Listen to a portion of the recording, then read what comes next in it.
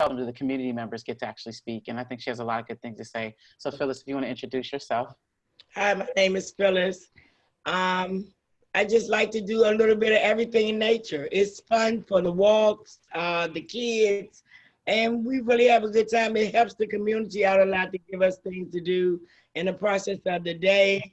I'm a recovering addict, so it helped me out a lot to get myself together, just to be able to do something to give back to the community when I was out there. Yeah. So right now, I'm just trying to give it back and enjoy the nature. Yep. And so we'll put it in context with the slideshow I'm about to lead. And I think Brenda's going to ask some more specific questions. But yes, please take advantage of having Phyllis here tonight, too, to answer your questions. Because as she said, she's kind of on the ground and gives a very unique perspective to where the mic is usually at. So without any further ado, let me share my presentation. Oh, I just also had one thing I forgot to let everyone know, that this session will be recorded so that folks who aren't able to be here live will be able to watch that later. So just so everyone's aware. Thank you, Stacia. Okay, let's see. And let's play the slideshow. Can everybody see this? It's showing it in a different view, right? Yeah, we can see it. Okay. Mm-hmm. So practices in engaging disfavored communities, environmental and nature programming. Disfavored is a word that I hadn't really used much, and Brenda kind of brought into the conversation, but it's actually a very valid word and very timely. And we'll talk a little bit about that. But my first slide is a quote that I share a lot, because as an African-American who's been doing this work for 26 years plus, I have definitely encountered a lot of racism, basically, bottom line. And I found myself feeling a divide and not liking the people that were mistreating me. And that's kind of obvious and human. But after reading this quote, it kind of came to me the importance of us all being at the table. Like, this is not just a movement for Black people. This is not just a movement for women. This is not just a movement for men. This is a human movement. And so, the person who loves their dream of community will destroy community, but the person who loves those around them will create community. This work is actually pretty simple. I mean, there's a lot of details when you get specific to planning and education and all that. But at the end of the day, it's about who you are as a human and whether or not you really are built for this work. If you are stuck in, your dream of community and can't love the people around you, there's work to be done. It's personal work. And then that whole loving people around you obviously reflects back to the love of self. And, that the love of self, issues around love of self don't discriminate, So I'll present to you some of the work that I've done, but just so that you understand, this work starts with you and it's doable. It's attainable. It just all depends on your value system and whether or not you can, love the people around you. And so disfavored, what is disfavored? It's to treat someone or something with disfavor. And I think, environment, I've had to go back and reinvent the word, not reinvent, but restate the definition of environment a lot, because in the field of environmental education, a lot of time environment just implies trees and grass and nature, right? But the actual definition of environment is the living and non-living things that make up your immediate surroundings. And so, early on when I was realizing crime was an environmental issue for me or for the people I was serving, or AIDS was an environmental issue, those topics were not very well received in the environmental education world or the conservation world or even the environmental world for that, because it was representative of very uncomfortable conversations, right? Here we are now in 2020, finally, some people people actually believe racism didn't exist, maybe because it didn't impact them. But now you're in the face of these issues, right? And it's right in your face. And so it's not just about the trees and the grass, it's about the people, it's about justice. And so I think that's the importance of these type of conversations. But again, like I said, calling in everyone, not just calling out. You've got people who are nature people. You've got people who are people. You've got people whose work focuses on the haves. You've got people whose work focuses on the have-nots. And I share this a lot when I do certain types of workshops, because, people may live in different quads of this, or your work or your focus may live in different quads, but it takes all four of those quads, right? We couldn't do the work that I do without the resources of the haves. We couldn't make this impact if we weren't making the connections to the have-nots, right? And it takes the people that care about the people as well as the people who care about the nature. I work with some folks who are just specifically mental health specialists and are afraid of bugs and terrified of the outdoors, but they're powerful people when it comes to breaking the shells of understanding around certain things that limit people's mental health.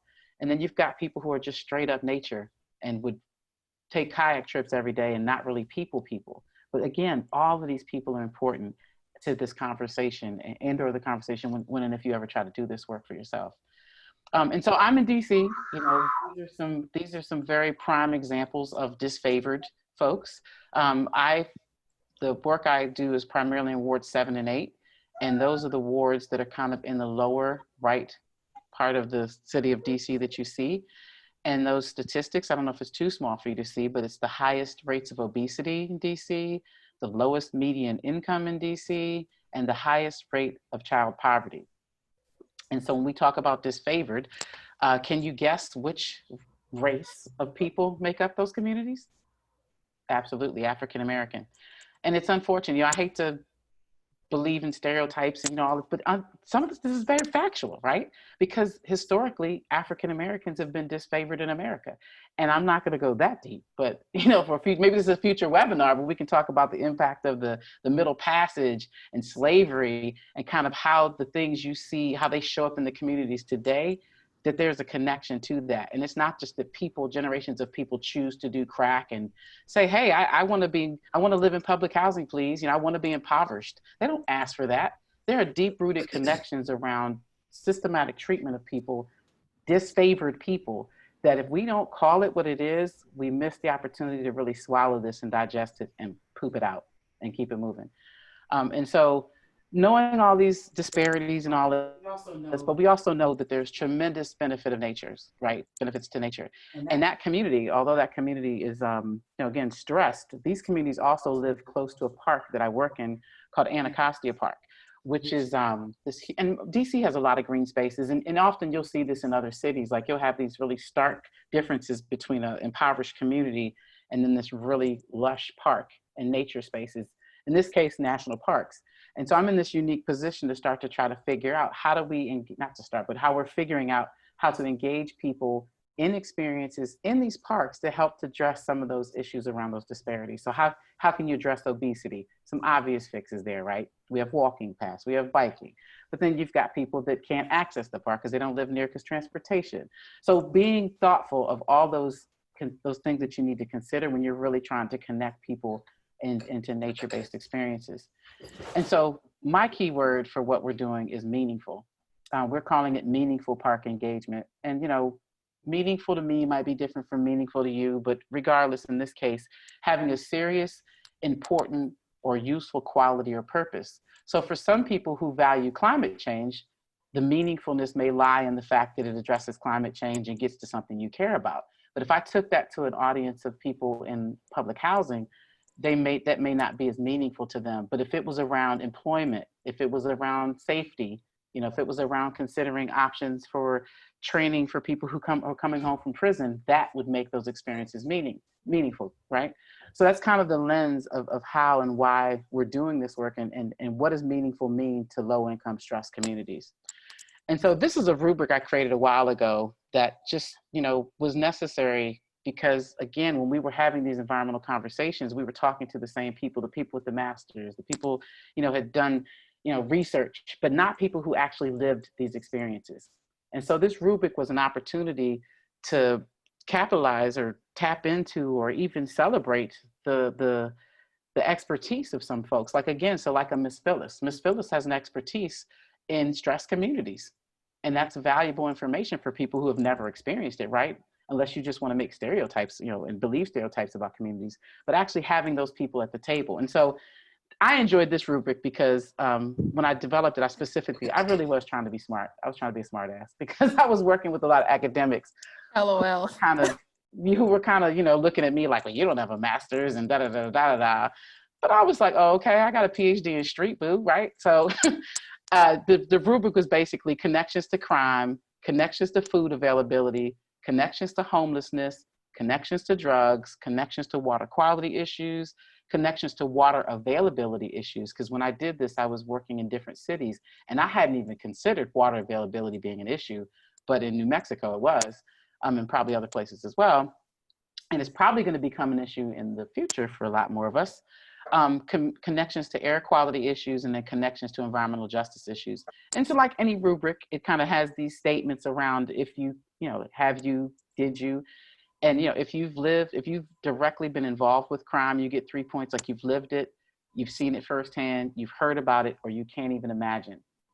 And I know a lot of people, and again, no disrespect, the fact that they scored low on this, but that also gave them something to think about, right?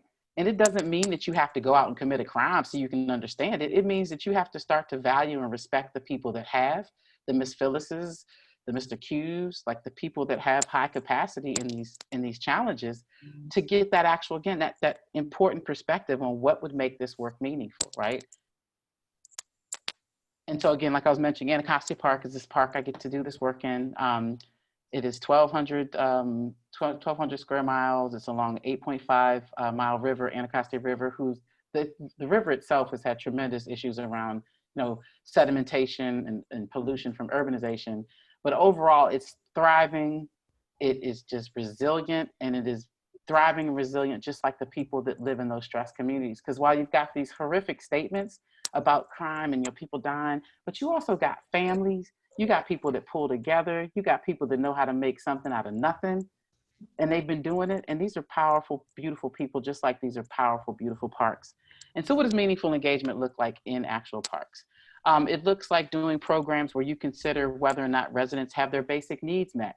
So I know a lot of times when you get grants, it doesn't include food. So you have to sometimes get creative. I've had to do that. Partnering with food shelters or people that provide, even just having oranges for kids before you do a program, or before you do a public program. If nothing else, it at least shows empathy. Food is something that brings people together a lot. I mean, if you could do a meal, that'd be great. But even just the smaller things, and not even just the needs around food. I used to work with kids that didn't have homes. We make the assumption when these people show up to our events and our programs that they woke up in a home from a bed, took a shower, got smiled at and said good morning. Like, some people don't have that. So the consideration of whether or not people's basic needs are even being met is helpful to making your work meaningful. Empowering residents to take on leadership roles. So again, early in this work, we hired Miss Phyllis to be a part of our team to help us manage the kids, because she knew the kids.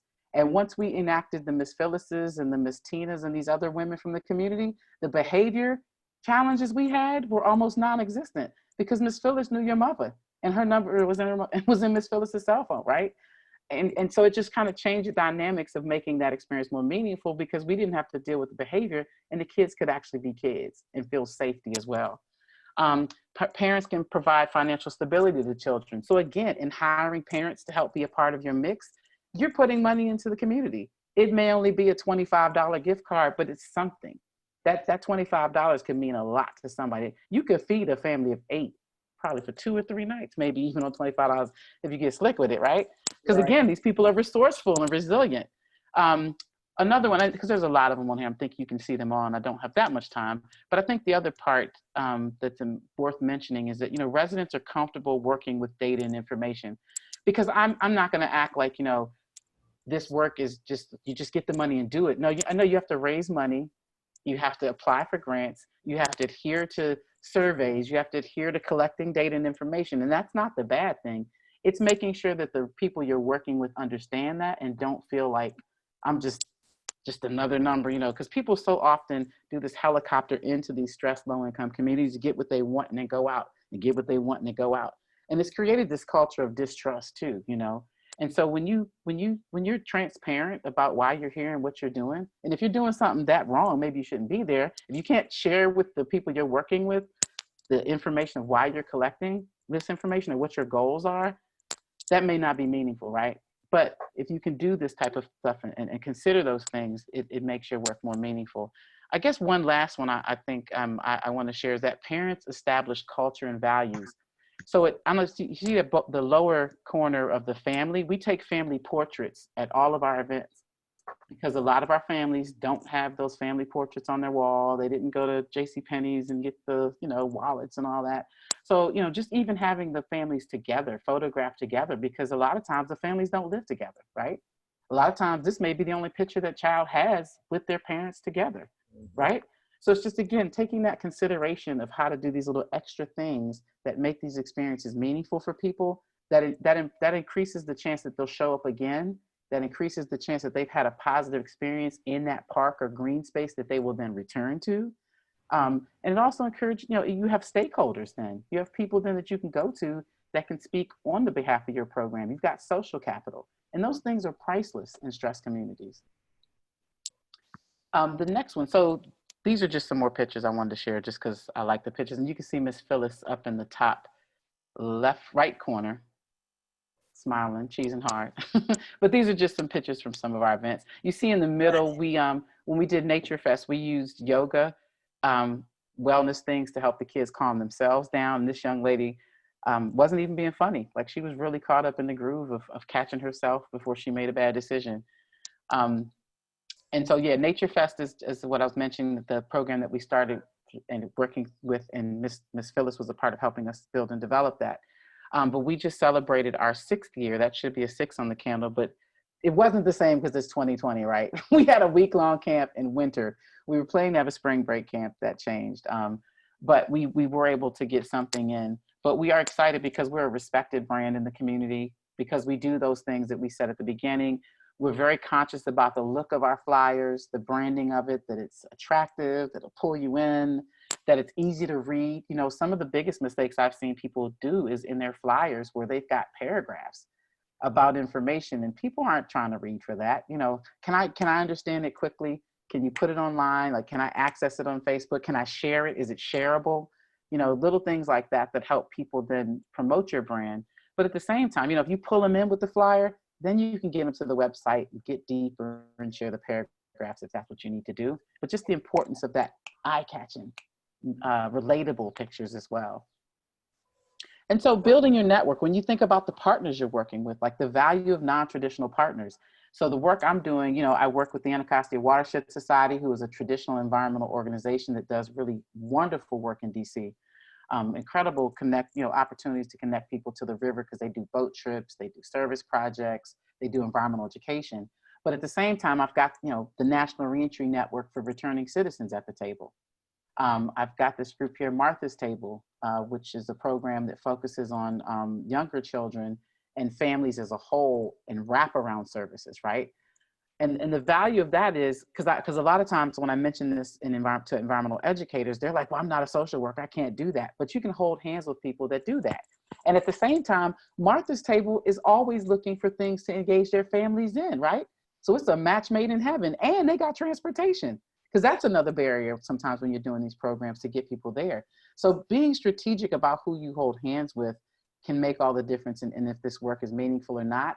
And I granted, I'm not technically a social worker. I don't have a master's in social work, but guess who I do? I hold hands with people that do, like Brenda Richardson and Carol Gilmore and these other people, right? So it's holding hands with people that may be different from you, and these may be some partners you've never considered working with, but it's a start. And some of the first things you do is just because I'm trying to fit it all in now, but like attending their events and not putting your agenda on the table until the 3rd time, but just learning about who they are. Really reading about them. Sometimes we want this quick fix. I got to do it in 3 steps. A lot of this work takes more. It takes 12 steps. It could take 13 steps. But again, you show up for your 3, find another partner that does 3, and then find another partner that does 4. And maybe I didn't do the math on that, but you get what I'm saying, right? We can't do this alone. Go back to that first quote, right? We have to do this as a family, as a village. You can't do it by yourself. And so my closing thoughts would be, for just some advice, is just your intentionality, like being intentional about this work, the face of being deliberate or purposive. Who are you doing this work for? Is it the animals? Is it planet, nature, people, yourself, have not, who, but why? Be intentional, like understand, why am I doing this work? Connectivity, the quality, state, or capability of being connective or connected via relationships. Okay, who do you know? How comfortable are you with people different than you? If you're not comfortable working with people different than you, it's not going to work. And the day is coming where you can no longer call these communities hard to reach, because these communities are waking up. And I think people are functioning on a by any means necessary.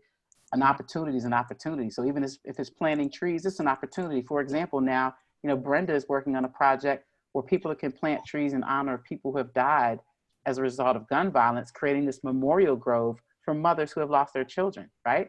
A memory forest. Memory forest, right? That's meaningful. And you you know, you have to be comfortable enough with the people for them to trust you enough to even do this, right? It's a great idea to us as environmentalists because we go, that's a great idea, but you got people in the community. My son died. I ain't trying to do that. What are you talking about, right? Yeah. But you build that relationship. And then do you have the capacity to sustain these relationships, right? That's another thing I mentioned with that helicopter. People come in and get what they want and then roll out, and get what they need and roll out. You will not be able to sustain any type of success doing that. You may win one grant and look real good and blah, blah, blah, but you will not be able to sustain your success with that because it just doesn't work because you need those relationships. And you, please stop reaching out and leaning on Black people to be your Black ambassadors. We definitely can serve the purpose of icebreakers, and we can definitely serve the purpose of a connector if we trust you enough, but we cannot do this work for you. I get so many people that just kind of want me to come in and fix it and go, hey, make the Black people come to our events. No, you have to do that. The work is out here for all of us. Again, it's not just for us, it's for all of us. We all have a role in this. And then relatability, the ability to show or establish a casual or logical connection to something because of similarity to oneself or one's own experiences. So what do you have in common with stressed communities? We all eat, right? We all drink water. Well, we all need beverage. We all need hydration. We all need to drink water. We all go to the bathroom. You know, you can find these things. Like when I was not liking the people around me that were mistreating me, I remember thinking to myself about this one particular woman. I was like, we both have hair. We both ovulate, right? I mean, seriously, I had to get deep with it because I had to find that connection. Because if I didn't, I was going to self-destruct and or something else worse. So relatability is really important. Finding the connections with the people, whether it's the people you're working with, the people you're working for, the people you're trying to serve, the relatability. And especially in these days and times, I think we're starting to realize the power and the need to bring it back to that human connection. Because it's, you know, climate change does not discriminate. The horrific impact of the political system right now is somewhat discriminatory, but it's affecting the majority of us, right? The 99% of us.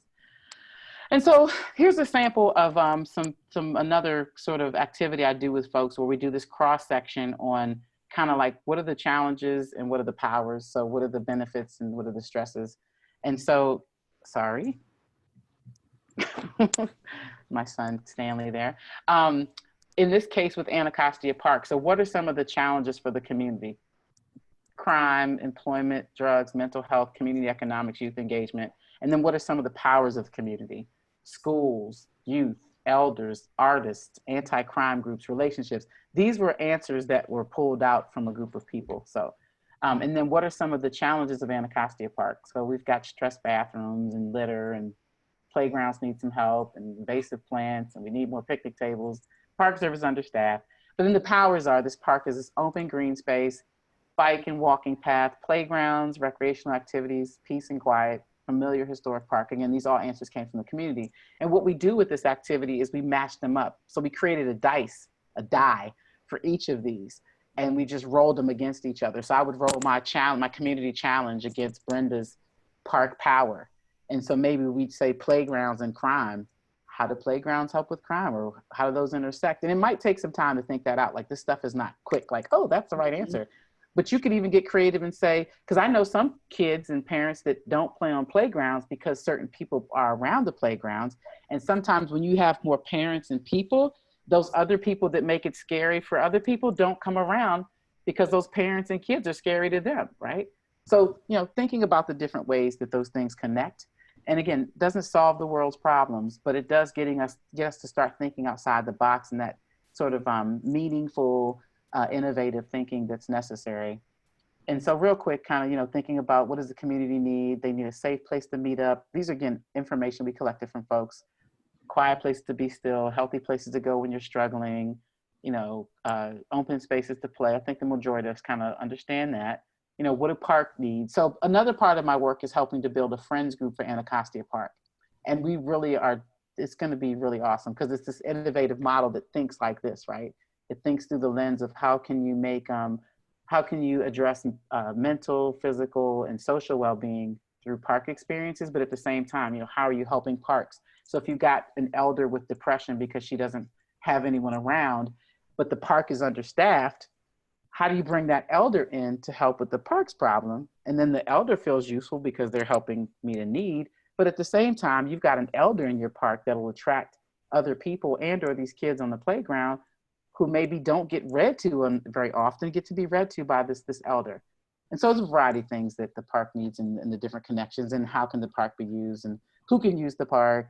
But at the end of the day, this is kind of the model that we're working on for this friends group, and how can we, use this park meaningfully to engage disfavored people. To one, I just want to break the people that are disfavored, I want them to break the chains of owning being disfavored, although it is a factual thing that they are, but just to where they can empower themselves through engaging in this park, whether it's, learning skills that are transferable to their resume, engaging with their families. Some of the things that come out of this work with the National Reentry Network is parents get to spend an increased number of hours with their children, which may seem like, oh, okay, that's nothing big. But you're talking about somebody that's just coming home from prison that needs a letter to go to the judge so they can regain custody or, access to their children.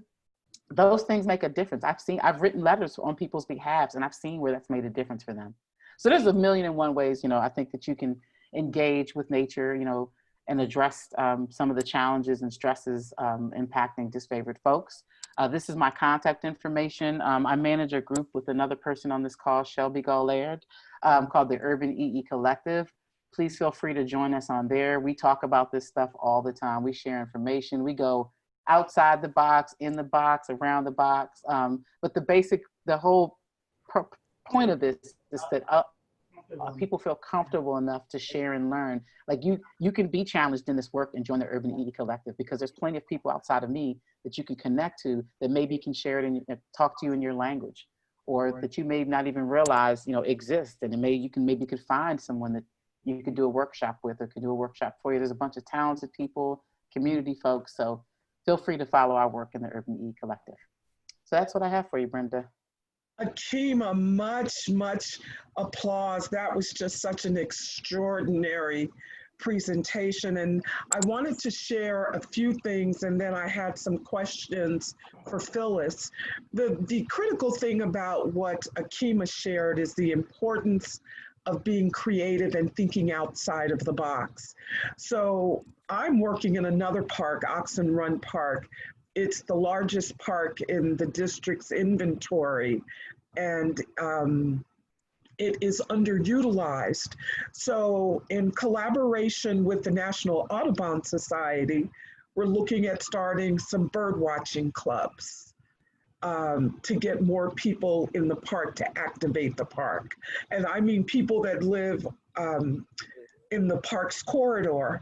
The Urban Forestry Division here with our Department of Transportation is looking at a pop-up arboretum. Whoever thought you could have a pop-up arboretum in your park? And of course my phone is ringing because now I'm talking, my apologies. So let me ask Phyllis. Phyllis, how did you and Akiima connect? And what kind of impact did that have on your life? Oh, wow. It was a real good impact on my life. I came into the park one day just strolling, and somebody asked me about helping out in the park. So I started out as a volunteer, and then I met Akiima, which she brought me on with her team, and it was a real impact because it changed a lot of things that I was doing. I was doing things that I shouldn't have been doing. So she put me on a path to where as though I could do the right thing and help the community at the same time. And if you see me doing the right thing, maybe the next one would join in too. It was like, oh God, it was really good for me. Akiima came into my life at the right time because I was self-destructive. And I wasn't even using at the time, but I was stressed. I was going through a lot of stuff at home. I was going through a lot of stuff, just trying to get myself together all over again. And basically she helped me to realize that I'm a better person than I thought I was. And it helped me do a lot of different things. I started going out more, getting involved more than just sitting outside, smoking a cigarette or talking to somebody. You know, I started going to the park. I started taking walks and things started looking up for me in my own life.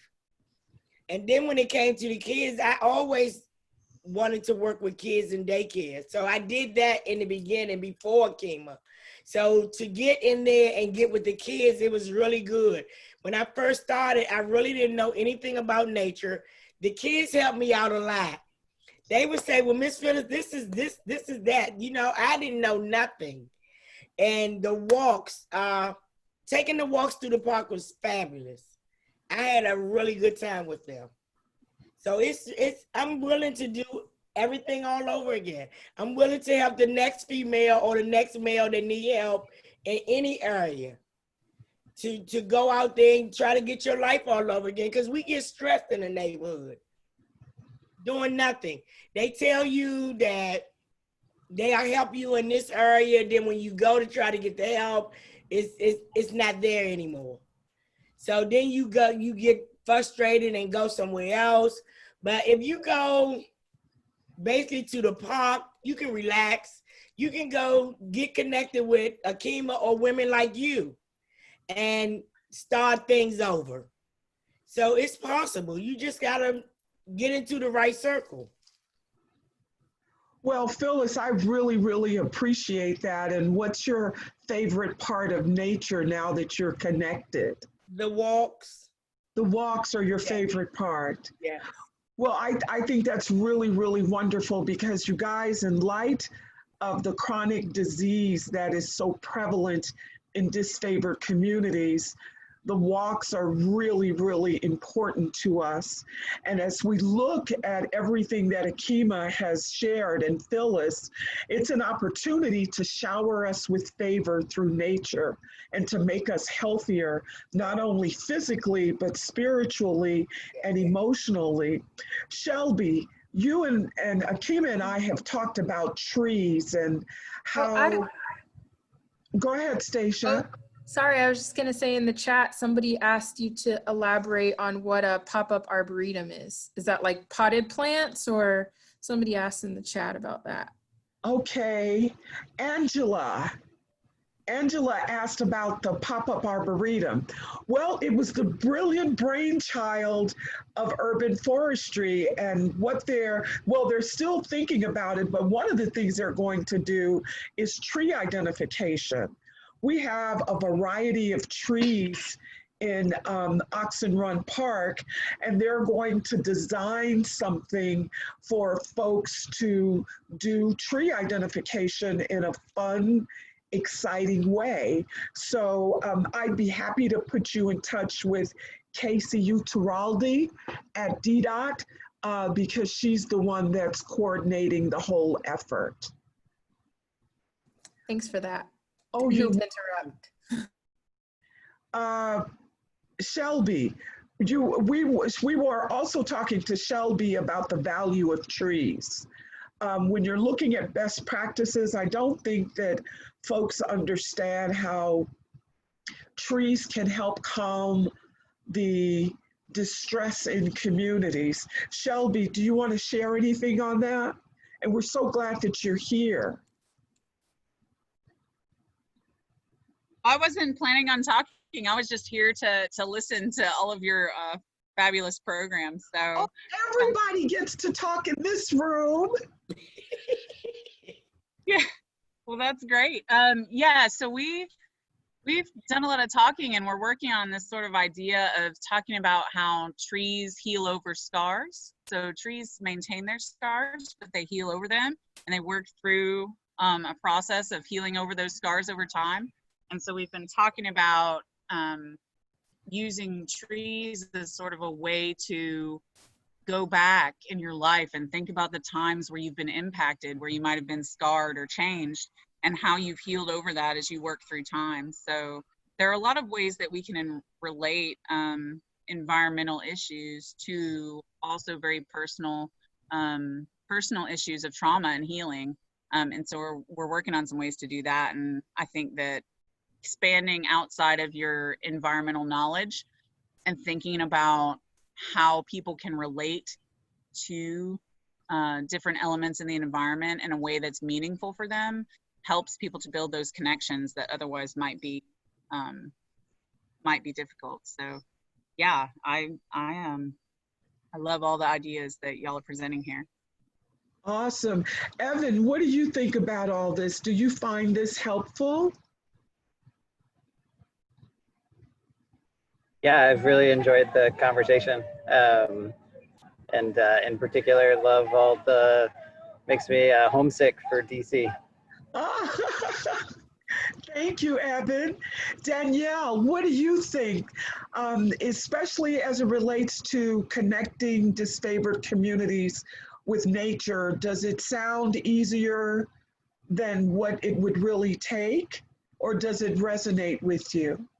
Well, I think what Akiima says about, like you've got to do the work and it's everyone's work really resonates. I'm on the board of Rock Creek Conservancy, and we recently had a webinar where we talked about how Rock Creek Park has a history of having been a physical barrier that segregated one side of the park from the other, and how we have to talk more about our history and the park's role in segregation and other issues if we're going to figure out then how to move forward and also look at how we engage communities in positive ways and in all ways at in different. So it doesn't sound easy, but it sounds very,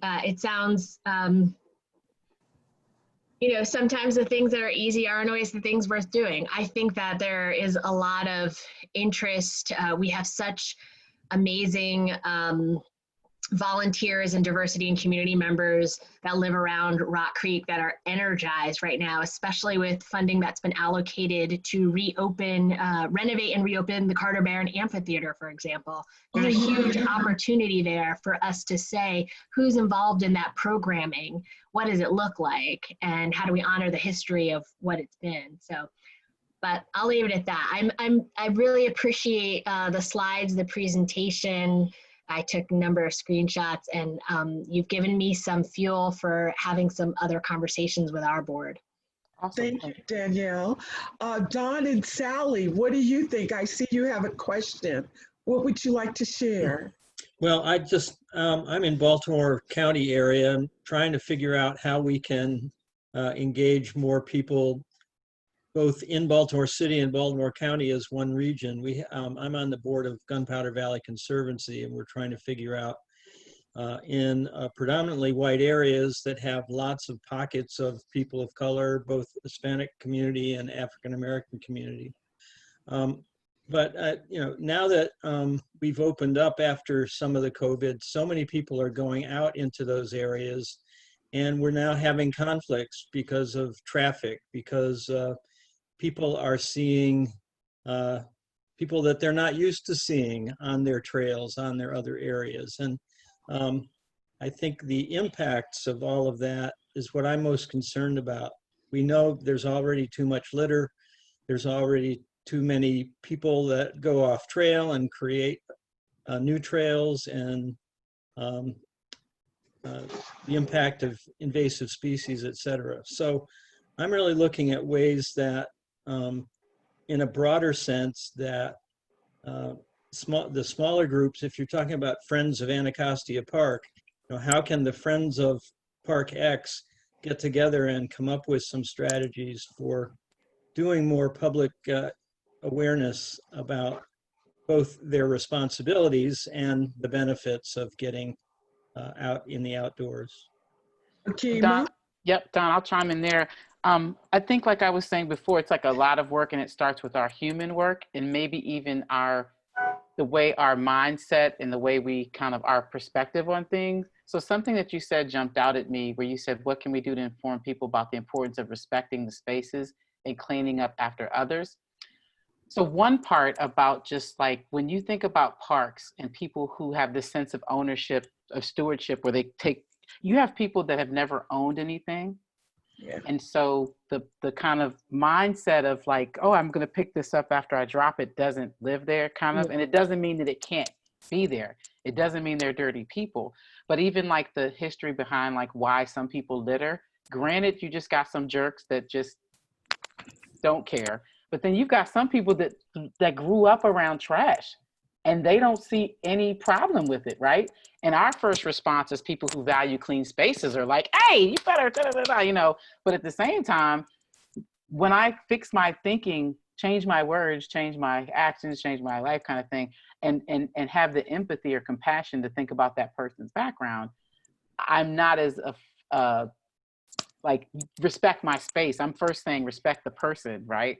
And I get it that I could see where having this new group of people and this influx of people in this space could create these issues, but perhaps these are the challenges that lead to the larger solutions around the bigger issues impacting that community around justice and just inclusion and like, and I'm not saying you're one of these people, Don, but I've seen people who are not comfortable around Black people.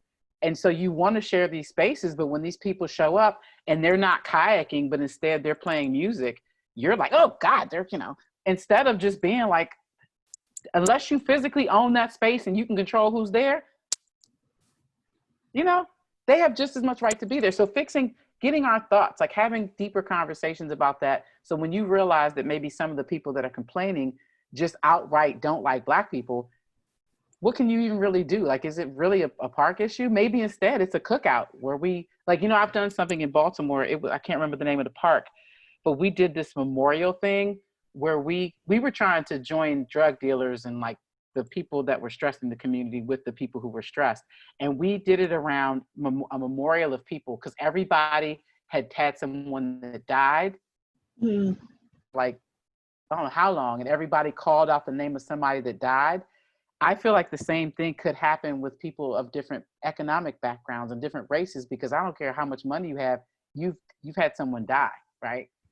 And so just again, like I said, kind of the relatability. So I guess my short answer would be swallowing the discomfort of this current situation, not taking it super seriously, although it may be an issue for people, but realizing that this might be the stomach crunches you have to do to get a flat belly, right? They're uncomfortable, you don't want to do them, but through doing them, you will get to a better place.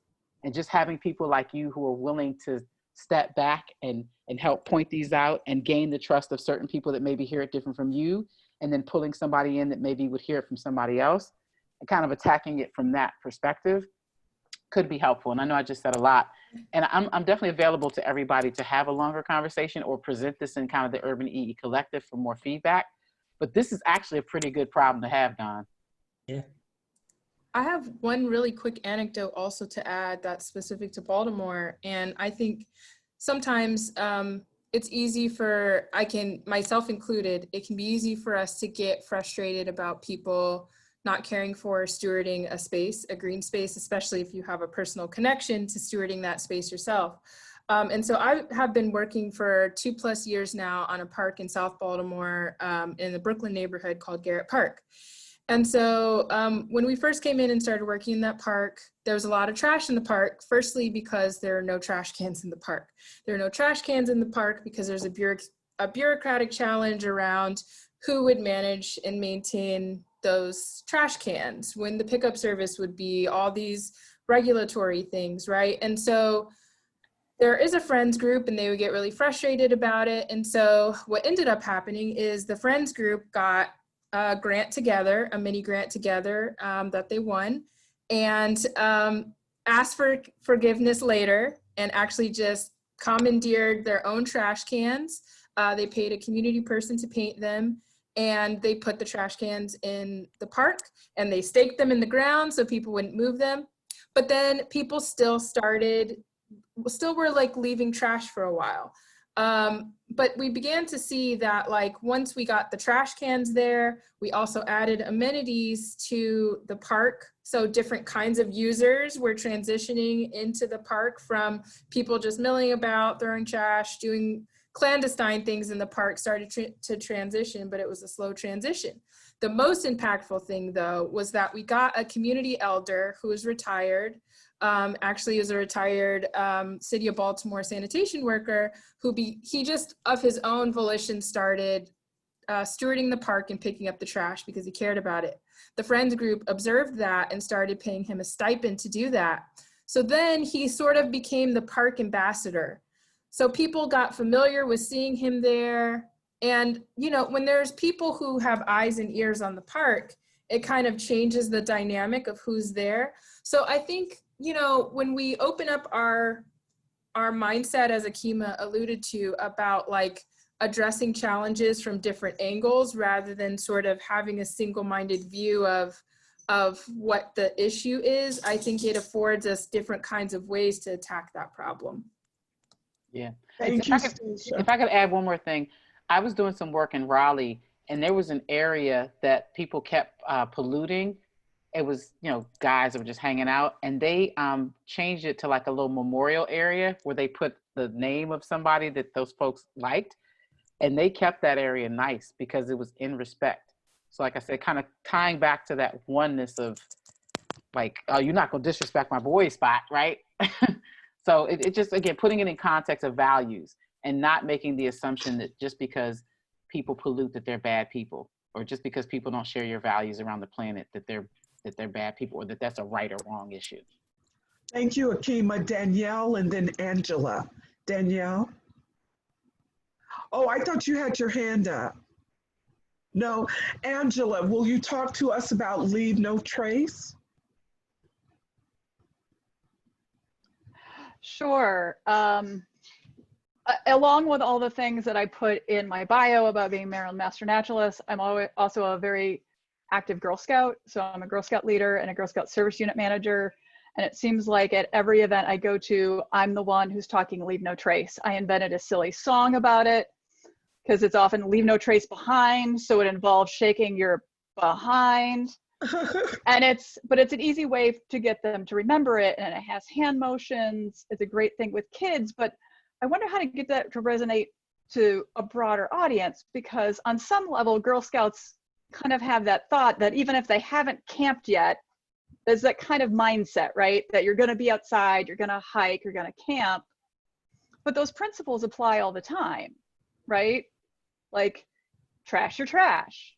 Leave what you find. Don't pick people's flowers. Don't pull off the thing, because if you're enjoying the forest and you pick the flowers, then you know the people behind you won't get to see it. All of our parks, or at least a lot of the parks that I frequent in town, tend to have wildlife, right? Like the deer may be really used to us, but don't try to approach them. So I was actually trying to find a link to my Girl Scouts troop that were the rising sixth graders. One of them did a series of videos, just little short things on this, but you know, it's respecting and loving. It's nature loves you, love it back. And that's kind of what the Leave No Trace principles are. It's just really simple lessons in thinking through this stuff. And the biggest one is being kind to other visitors. Right? Whatever that means for where you are, right? Are you not blasting your music at 11 o'clock at night in the campsite next to the folks you're next to? Are you not, I don't know, letting your garbage roll toward them, or, you know, you name it. Are you not riding your mountain bike past walkers where you're not supposed to be? Well, Angela, we appreciate you weaving that into the conversation, because that is indeed very important. And I think we'll take one last comment before we close, because we value your time. Larry, I just wanted to, right before you address. Give me just a minute, Stacia. Okay. Larry, I'm just really curious about what you think about all this. What do you think, Larry Seltzer?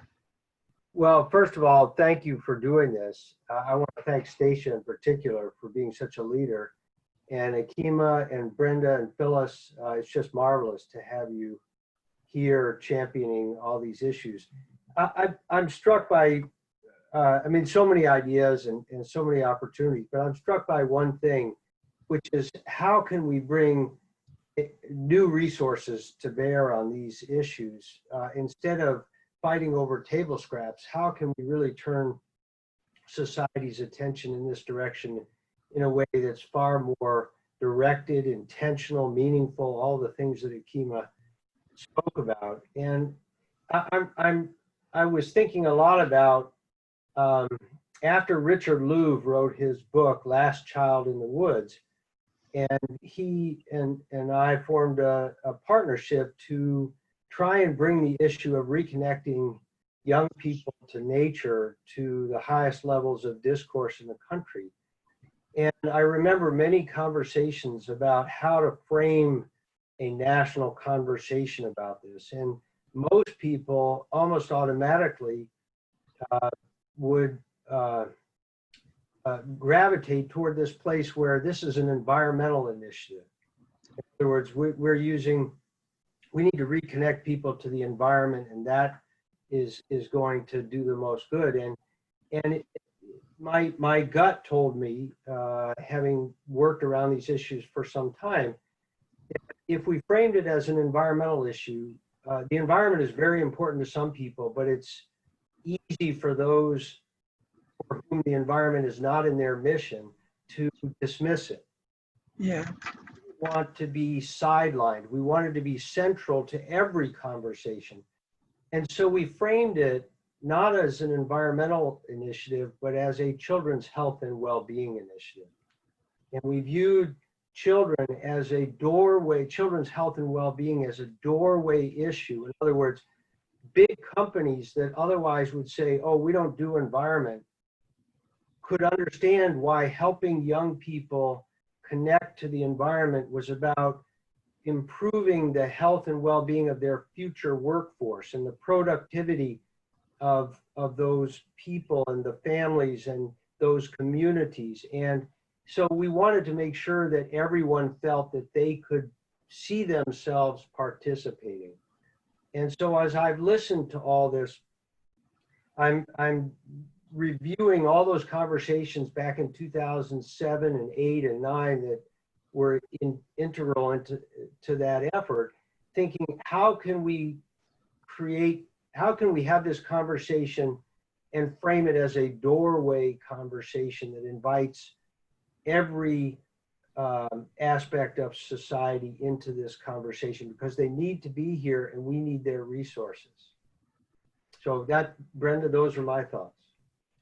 Well, that's something really worth thinking about, Larry. Thank you for sharing that. Brenda, can I make one last statement? Yes, Akiima. I will say that as far as funding goes, the majority of the funding in the world, I think environmental funding is only a small slice. The majority of the funding goes around social and human issues. So I think, a lot of these environmental groups that are concerned about the funding future, like it's just common sense to kind of think like that moving forward, because there's more money around that, kind of like what you're saying, Larry. And, just the fact that, unaddressed adverse childhood experiences is the most, undiagnosed biggest, to me, public health factor that we're not dealing with. So I think framing it through the lens of children, human, social issues, I think is the future and has been. And I just want to add to that, Akiima. I think that's why I've been so attuned to supporting the work that you're doing in Anacostia, because I think you're really creating a template for how we can bring in more resources into, especially at the city context in park spaces, thinking about the real intersections between social services, social safety net, public health, and urban green space conservation. I think there's a real opportunity to build collaborative proposals and work around those concepts. But it starts with the relationship building, not from the proposals. So you've got to have, and you're doing that work, Akiima, and it's beautiful to see because you're teaching folks like me sort of how to build those relationships from the ground up so that you have working relationships with non-traditional environmental partners like Martha's Table, who you can attack these different funding sources with together to build something where everyone gets fed. And the last thing I just wanted to say, last thing I promise, is that and I want to underscore this whole conversation about culturally appropriate sort of environmental programming. I really, and it's something that I talk about in all the spaces that I'm in, when we're talking about sort of environmental programming and the kinds of communities that I work on in Parks with Purpose. It's really important for us all to sort of open our perspectives about what we think is the appropriate use of park spaces. Now, of course, if things are challenging the health and safety of the public, those are not appropriate uses of park spaces, because we want public spaces to be safe. But I think there's a fundamental issue in terms of racial justice and equity, with certain people having a legacy of feeling open access to green spaces and what sorts of things associated with clash that should be done in those spaces versus what other folks want to do in those spaces. So for example, I blast house music on my bike when I ride on Anacostia East Trail.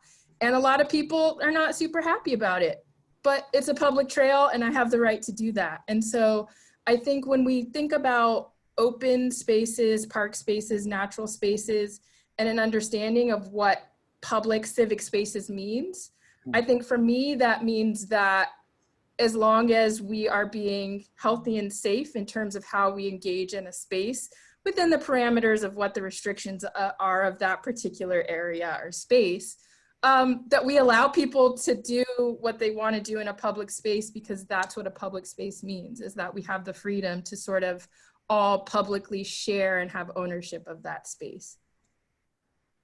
So finally, I'd like to thank you all so much for your time. Special thanks to Akiima and Phyllis. Your presentation was awesome. And we just want to remind you guys that even during the pandemic, we have an opportunity to reignite our spirits and other folks' spirits as we reimagine our new future. So we thank you for joining us and we hope to see you soon. Bye, Absolutely. everybody. Thanks, everyone.